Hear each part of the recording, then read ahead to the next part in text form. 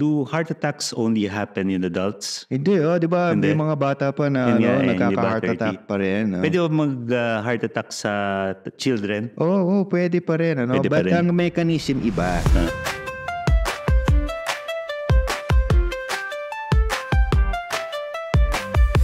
Welcome to TMC Talks. This is Medical Cities podcast, and today we'll be discussing about coronary artery disease and heart attack. I'm Dr. Victor Lazaro, and with me is Dr. Paulo Prado, the head of the AMI program of the Medical City. Hello, Dr. Prado. Hello, Vic. How are you? I'm good. Okay. How are you? Yeah. What basically is coronary artery disease? Yeah, so good question. Coronary disease, or CAD, is a medical condition where the arteries, kasi remember, the heart is like a muscle, So muscle, parang biceps muscle. It's a muscle, it needs oxygen, it needs food. So the arteries that supply the heart muscle are called coronary arteries because they're like a corona, nakapulubot sa heart muscle. And within those arteries, blood is flowing into the muscle. So if you have coronary disease, the coronary arteries become narrowed by cholesterol deposits. So the blood has a hard time reaching the muscle. So natatraffic siya. So pagka hindi makarating yung blood dun sa muscle, nagugutom yung muscle. So that's called ischemia. And when you have ischemia, it causes symptoms like chest pain or shortness of breath. Angina, ang tawag natin dun, di ba? Angina is when the patient complains of chest heaviness. Parang may elepante na nakaupo dun sa dibdib ng pasyente. And aside from that, the patient can experience cold sweats or shortness of breath. Hinahapo, pinagpapawisan ng malamig, minsan nasusuka, And then, characteristically, the angina o yung symptom, nare-relieve siya with rest. So, pagka tumigil ka sa pag-akit ng hagdan, yun, gagaan yung dibdib. So, that's typical angina or yung sintomas ng may bara sa mga arteries na nagsusupply ng dugo sa heart muscle. So, yeah, that's coronary artery disease. But what makes it different from heart attack? A heart attack is a consequence of coronary disease. So you can have underlying coronary disease, tapos pagka na-push yung heart, for example, nagte-tennis yung pasyente, hindi niya alam meron siyang underlying coronary disease. So the heart rate becomes too fast, so the heart muscle needs more oxygen, kasi exercising nga siya, di ba? And then sometimes you get into a heart attack because the heart muscle becomes too starved of oxygen. Pag di sila na-supply ng oxygen, namamatay ang heart muscle cells. So when heart muscle cells die, that's called the heart attack. So when the cells die, they rupture, puputok sila, lumalabas yung laman ng cells. And one of the substances that they give out is what we call troponin. And in the ER, when the doctors get a blood test, it's called the troponin test. When they pick up the troponin test and the test is elevated, mataas yung troponin level, ibig sabihin may detected na heart muscle damage. So that's officially called myocardial infarction or MI. So in layman's terms, it's a heart attack. So recently we've had a personality who just recently died of a heart attack. It's important because we want the public to be aware of the early symptoms of heart attack or even angina. Why? Because treating coronary disease or heart attack is time sensitive. Kailangan madaliin yun. Number one, if you don't get to the hospital early, you will stand the chance of dying from the heart attack. Kasi 50% of all heart attack patients don't actually get to the emergency room. Hindi sila makarating dahil namamatay na sila kaagad sa labas pa lang. And then it's also important that you know where to go, because heart attacks need special care. And the care that is needed is in such a way that lahat dapat ng expertise na andoon. Tapos pag dating mo sa ER, ang galawan mabilis, rapid response, and a concerted effort to bring the patient to a special room called the cath lab where an emergency angioplasty can be done, and this is done to open up the blocked artery. So time sensitive yun. And in fact, we're only given 1 hour, so that's 60 minutes from patient presentation. Paglapag ng pasyente sa emergency room, pag na-ECG natin siya, nakita natin heart attack. So ito, kailangan talagang dalhin sa cath lab or kailangan gawa ng emergency angioplasty. Kilala ko yan. Yung sinasabi mong celebrity. Oo. Medyo bata-bata pa yun, di Oo ba? nga, nasa 50s pa lang, di ba? Edad So, mo. kaya nga nakakatakot. So that's why early detection, early screening for those who are susceptible. Pag sinabi natin susceptible, o kamag-anak, nanay, tatay, namatay, heart attack, bata pa lang, 50, 60, or may history ng angioplasty or bypass sa pamilya. These are special populations or special groups of patients that we need to be vigilant of. We need to screen them to look for risk factors like high cholesterol, LDL, di ba? Lagi natin sinasabi, lechon de leche, no? Para naalala ng pasyente, low density lipoprotein is a risk factor. An elevated LDL is a risk factor for coronary disease, no? Siya yung ingredient ng mga cholesterol deposits dun sa mga ugat. Actually, meron ako mga patients who came in, they feel good, they don't feel anything, pero they tell me that their father had a heart attack at 40 or 50, yung brother nila nagkaroon ng stroke at a very young age, and then when they take a look at their results, it's so high, your LDL is so high, so they have an increased chance of developing the same thing that happened to their families. Right, that's correct. So that's very important, knowing your family profile. No? So, but yun nga, yung celebrity was about 50, 60, but this heart attack happens in younger patients, for example, 30s or 40s. Yeah, nakakagulat nga, no? Nowadays, we're seeing more and more young people getting heart attacks, ano? And we're not quite sure why it is. No? Possibly because of lifestyle changes or lifestyle choices, unhealthy lifestyle choices. There are some non-modifiable risk factors like family history. So hindi naman kasalanan ni patient kung ang magulang niya ay nagkaroon ng coronary disease. No? But kung meron na ng may sakit sa pamilya, maigi na rin na ma-screen yung pasyente kasi hindi mo naman kailangan gayahin yung magulang mo kung nagka-coronary disease ka. So kapag nakita mo na yung ingredients sa'yo, you can opt to act on the information, live a healthier life compared to your parents. Pwede mo pang baguhin yung tadhana mo. Hindi ka naman kailangan mamatay katulad ng mga kamag-anak mo, di ba? You can take a statin. This is medicine to lower LDL so that you can lower the chance of you getting a heart attack. You can screen, minsan pinapa-CT scan natin sila yung coronary CT angio. So it doesn't have to end in a formal coronary angiogram. We know that we do coronary angiograms left and right, but we perform these procedures selectively on patients who we think really need the procedure, yung mukhang meron talagang bara. Pero kung screening lang naman, pwede naman yung sushoot ka lang dun sa CT scanner. It's not an invasive procedure. You just go into a scanner. We take pictures to see if there are cholesterol deposits already developing in the coronary arteries. Kung may makita, we just need to be more aggressive in controlling the risk factors. We target a lower LDL. We advise the patient to stop smoking and control diabetes kung mayroon, ganun. May nakakalimutan ka. Ano yan?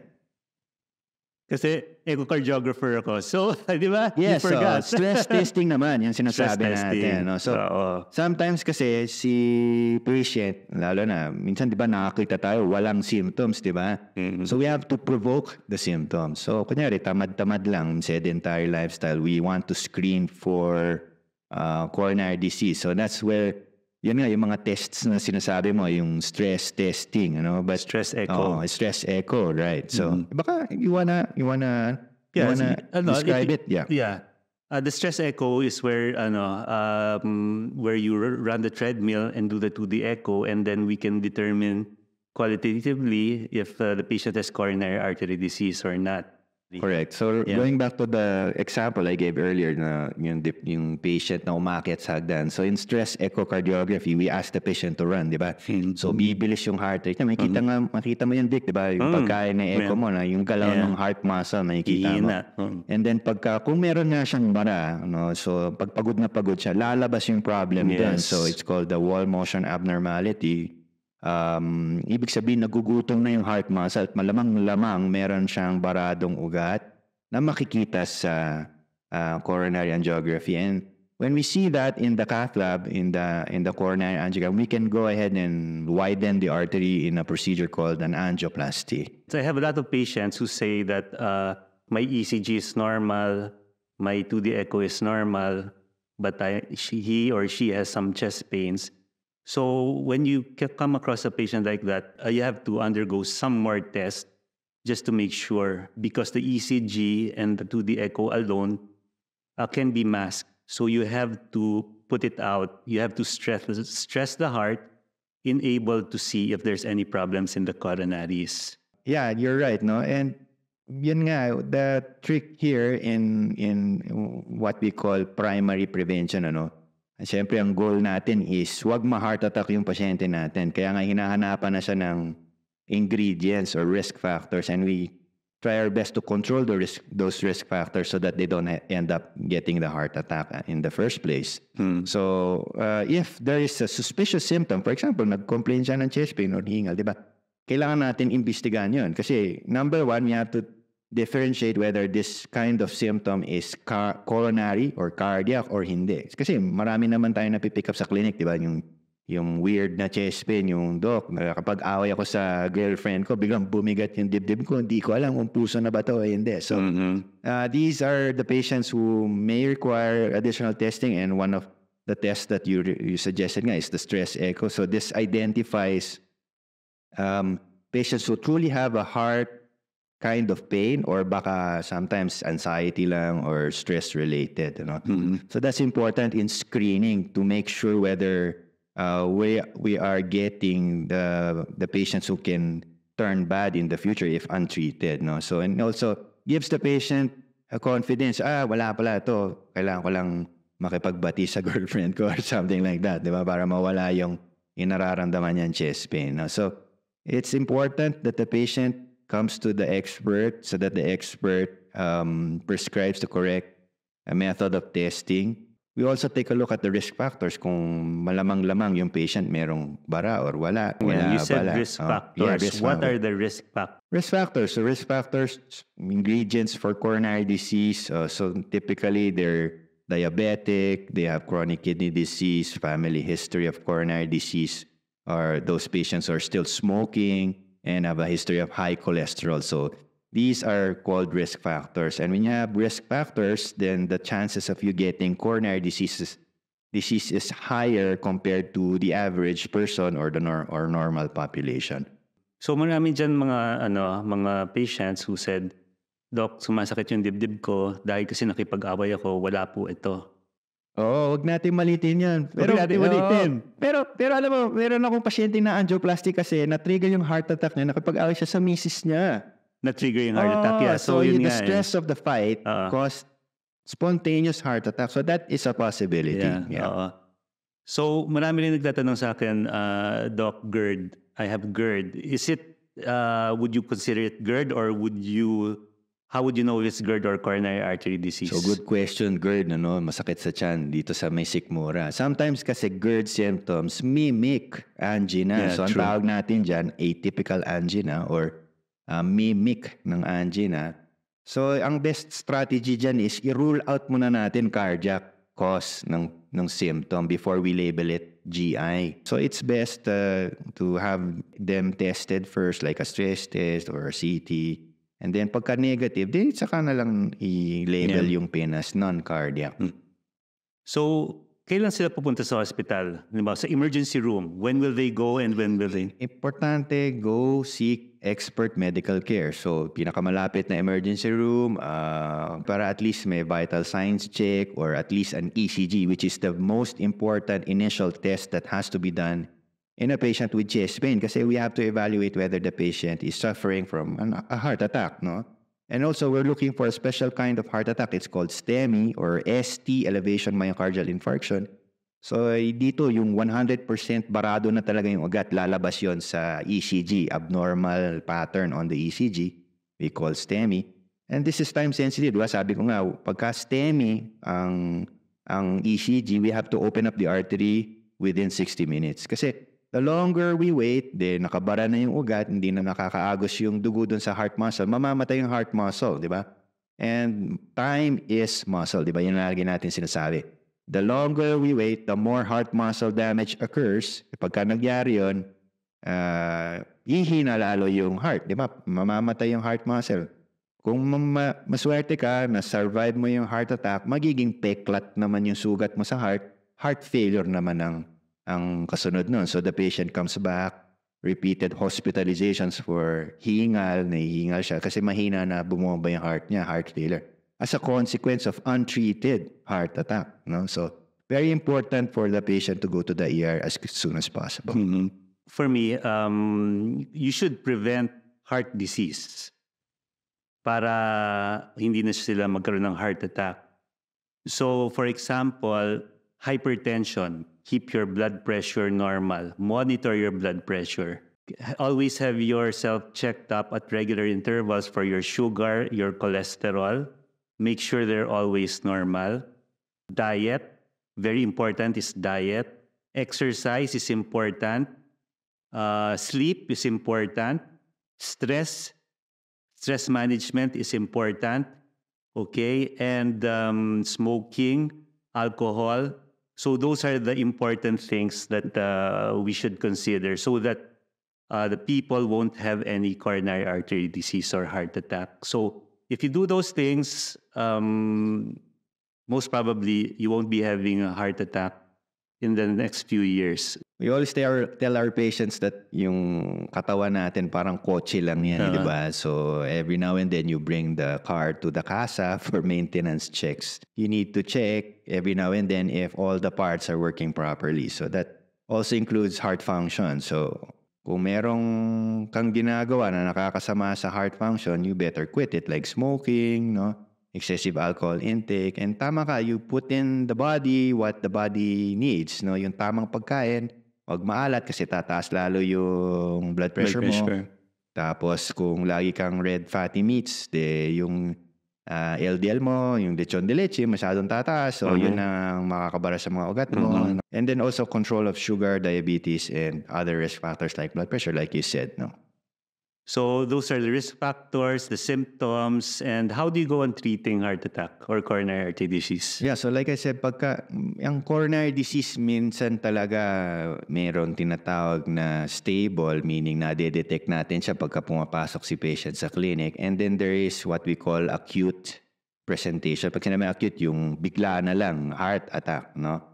So yun nga, when the patient has an acute event or heart attack, importante that the patient will go to the ER as soon as possible. Kasi yun nga, ibubuksan natin yung nagbarang ugat in the quickest possible time, which is under 60 minutes.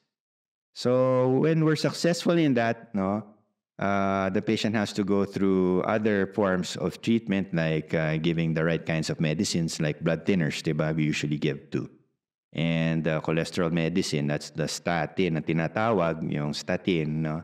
Para bumaba yung LDL, para hindi na maulit yung heart attack. And then after the heart attack event, the patient usually goes into what we call cardiac rehabilitation. No? So parang bagong retoking makina, kailangan mo i-break in, di ba? So mini-enroll natin siya sa parang exercise program. We try to have the heart perform simple tasks like calisthenics muna, bedside, and then later on, climbing up a flight of stairs under monitoring by healthcare professionals to see whether the heart can now start to regain previous function. Ano?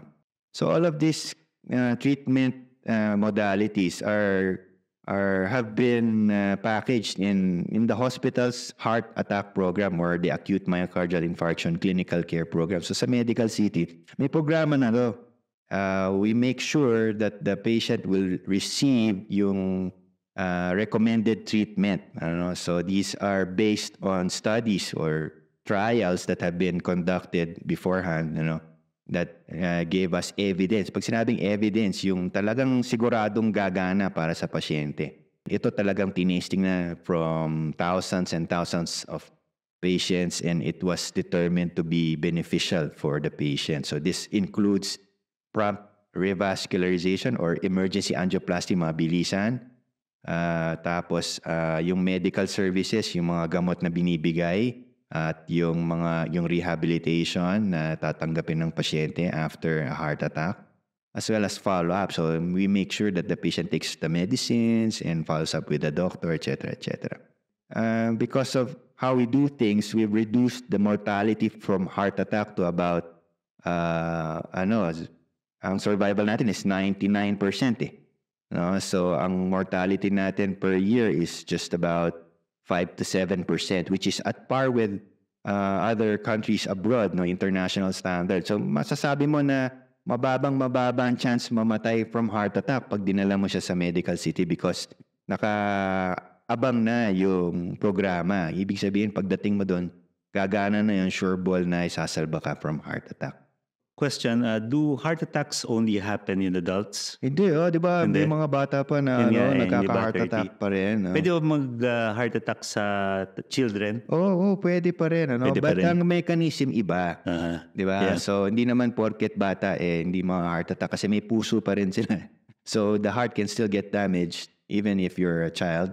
But the mechanism is not atherosclerosis. Hindi katulad yung nakikita natin may barang cholesterol sa mga ugat sa heart. No? So sometimes they get into a viral infection. It causes myocarditis. Or congenital Yes. coronaries. Oh. So yung symptoms ng heart attack, hindi pare-pareho, no? Pwedeng Hindi. iba-iba. So sometimes pagka sinabi masakit yun siyan, baka walang heart attack, but not really true. So sometimes we need really to be vigilant and we don't want to negate symptoms that may be a heart attack symptoms. Kaya nga sabi natin sa ER, di ba? Basta may nararamdaman from the puso din up, ECG mo, baka ma-pick up nila na heart attack pala yun. So yes, sometimes jaw pain can present. The patient can have a heart attack presenting with jaw pain. Panga lang, masakit. Minsan, sa sikmura lang, tapos heart attack na pala. Minsan, hingal lang. After naglaba, naghingal. Baka heart attack na pala yan. So it's best that the patient will get evaluated if you have those kinds of symptoms. How about exercising? If you have coronary artery disease, is it safe to exercise? If you have untreated obstructive coronary disease, so pag sinabing untreated na diagnosed na, hindi pa naaayos, I don't think it will be safe to do exercise because when you exercise, bumibilis, di ba, yung heart rate. So when the heart rate speeds up, the heart muscle will need more oxygen. Kung di naman yan madidiligan ng coronary arteries kasi may bara, may ischemia siya or magche-chest pain siya and it can lead to another heart attack. So I think it's best to have the arteries fixed first before you recommend routine exercise. But can you do, for example, a patient doesn't want to have angioplasty or stenting. Can you prescribe exercise from cardiac rehab? Yeah, so that's correct. No, we have a program. It's called cardiac rehab. We can determine exercise capacity. So what we do there is we have the patient run or walk fast on the treadmill, diba? While the patient is hooked to an ECG monitor and blood pressure monitoring. So we want to see how far the patient can walk, diba? Without having angina or chest pain, and then kung di naman unstable yung ECG niya habang naglalakad siya. So that's the ideal way of giving an exercise prescription. But if the patient wants to do a marathon, medyo malabo yun. Baka he might die during the marathon. So yun nga, may mga ganong patients nagtatanong di ba? May mga tatanong may sakit ka sa puso. For example, sa stress echo, hindi natin alam kung ilan %. Tapos they usually nagbabike sila on regular intervals and they want to continue on biking but they don't want to have angioplasty or bypass. Gusto nila mag-exercise. So maybe one thing we can suggest is to enroll in cardiac rehab so that cardiac rehab can prescribe which exercise is safe for them. That's correct. So yun yung tama, no? Ang daming nagsasabing pasyente, ayoko dahil kasi nakakatakot. Baka they have experienced na something worse happening. They may experience like that. So what do they expect in patients undergoing angioplasty and bypass? Perhaps I can just talk more on the angioplasty part. Yeah, but yung angioplasty kasi hindi na siya katulad noon na ma-admit ka pa na may mga rami pang test and then pagkagawa ng angioplasty meron pang recovery period, di ba? So when we were younger, that was how the procedure was being conducted, But over the course of a few years, nag-improve na kasi yung technique. Ngayon na-develop na natin at na-popularize na natin yung tinatawag na radial access, which is a needle stick na lang dito sa may pulso, And because of that technique, we're able to perform angioplasties as an outpatient procedure. Hindi ka na ma-admit, pupunta ka lang sa lab. A typical workflow for an outpatient angioplasty would be the patient comes to the cath lab at around 7 o'clock, ma-angioplasty siya ng alas 10, uwi siya ng mga 3 or 4 p.m. the same day. So within that time period, he's just sitting on a lazy boy, nanonood ng TV, pwedeng kumain, pwedeng mag-CR. Nag-iba na ang technique, mas patient-friendly kasi mas safe na rin. Dahil ang chance naman of something bad happening or complication from a procedure is less than 1%. We've had a study done on those outpatient angioplasties within Medical City and frankly, 0 events. Walang namamatay, walang nagkukomplikasyon. The patient just goes to the clinic the next day para makamusta natin, kamusta yung tusok namin sa wrist mo, kamusta yung gamot, natotolerate mo ba? O may naramdaman ka na ba improvement? So sinasabi na, nakakit na ako na second floor, wala na ako nararamdaman chest pain as early as the next day. Yun nga eh. So with regards to that follow-up, what do the patients expect? Before angioplasty, they feel this. What do they expect after angioplasty? Yun. So the main benefit or kaya nga natin ginagawa yung procedure is to relieve the patient of the symptom of CAD, which is what we call angina or chest pain, di ba? So before the procedure, ipe-prepare siya. So lalagyan ng IV, tapos siyempre meron tayong sedation. So bibigyan natin siya ng gamot para kalmado lang sila.